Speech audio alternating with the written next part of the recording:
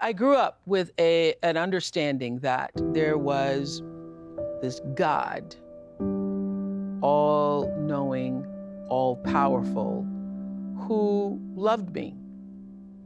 And the wonder of that, the magical mystery of that, is what carried me when I was separated from my grandmother and sent to live with my mother at 6 years old.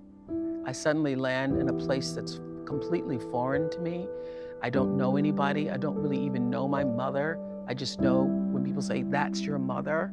I walked into that space feeling completely alone and abandoned, with no explanation of why I was being sent away.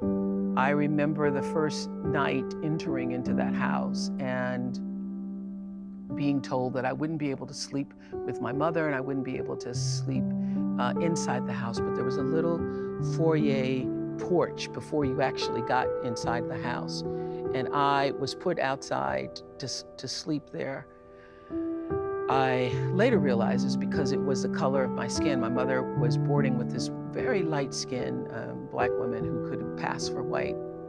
And I could tell instantly when I walked in the room that she didn't like me, and it was because of the color of my skin. I don't know how I knew that, but I did. And I remember praying on my knees the very first night I had been removed from my grandmother.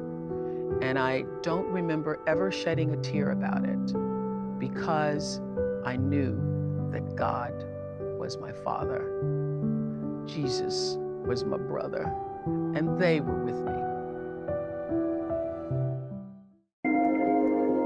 In this world, there are a lot of things that are beyond our control. But what you do have control over is how you react to whatever happens in your life. What I now know is that we all become exactly what you believe. So if you believe that you can do all things because you have been endowed by a power from on high, given to you by the grace of God, if you believe that, you walk into the world understanding that whatever problems you may encounter, you still have God to lean on. As I grew, my perception and understanding of what God means grew with me.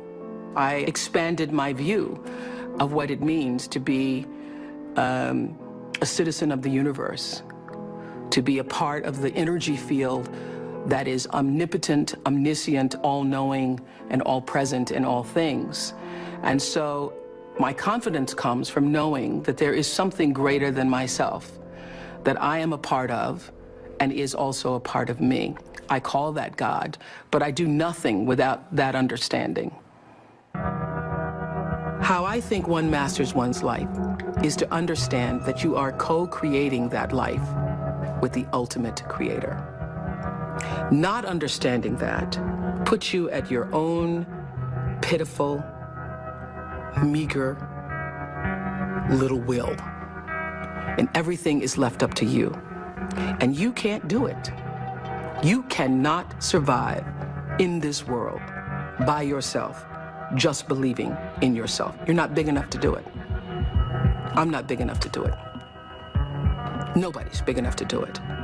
You have to understand that your very presence here as a human being on earth came from something greater than you. And not just your parents who wanted to have a child. The fact that that egg was hit by that particular little sperm in that particular moment, and you were created. Wow. How amazing is that? Of all the different choices that had to happen in order for you to be here now. What a celebration that is. So when you recognize the mystery of that creation, all the circumstances that had to configure and reconfigure themselves, all the questions that we don't have answers to, you have to know this: the fact that I'm here matters. And the fact that you're there matters. This is no accident. None of us are. When you do well, people notice. When you do your best, people notice. And so wherever you are, always do your best, and doing your best put you at the next level.